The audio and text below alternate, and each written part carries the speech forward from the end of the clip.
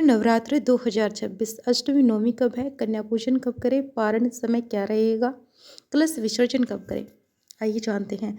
साल 2026 की चैत्र नवरात्र में अष्टमी और नवमी की तिथि को लेकर कई लोगों के मन में भ्रम बना हुआ है।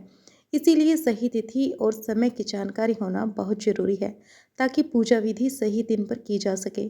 इस वर्ष चैत्र नवरात्र का आरंभ 19 मार्च 2026 गुरुवार से हुआ है और जैसे जैसे नवरात्रि आगे बढ़ती है, भक्त अष्टमी और नवमी का विशेष इंतजार करते हैं, क्योंकि इन दोनों दिनों में कन्या पूजन, हवन और माता की विशेष पूजा की जाती है।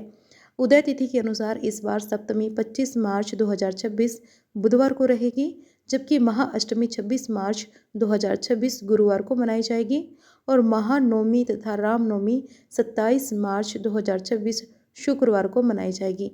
इसलिए जो भक्त अष्टमी के दिन कन्या पूजन करना चाहते हैं, उनके लिए 26 मार्च गुरुवार का दिन सबसे उत्तम रहेगा और इस दिन सुबह लगभग 6:30 से लेकर 11:45 तक का समय कन्या पूजन और हवन के लिए सबसे शुभ माना जाएगा। जो भक्त नवमी के दिन कन्या पूजन करना चाहते हैं, वे 27 मार्च शुक्रवार को सुबह लगभग 6:25 से लेकर 10:05 तक कन्या पूजन कर सकते हैं, क्योंकि इसके बाद दसवीं तिथि का प्रभाव शुरू हो जाता है।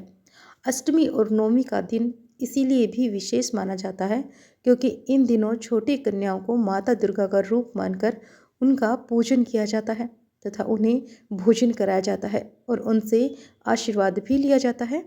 इस दौरान एक बात का विशेष ध्यान रखना चाहिए कि कन्या पूजन राहु काल के समय में नहीं करना चाहिए, जैसे कि 26 मार्च गुरुवार को राहु काल दोपहर 1:30 से 3 बजे तक रहेगा और 27 मार्च शुक्रवार को राहु काल सुबह 10:30 से 12 बजे तक रहेगा।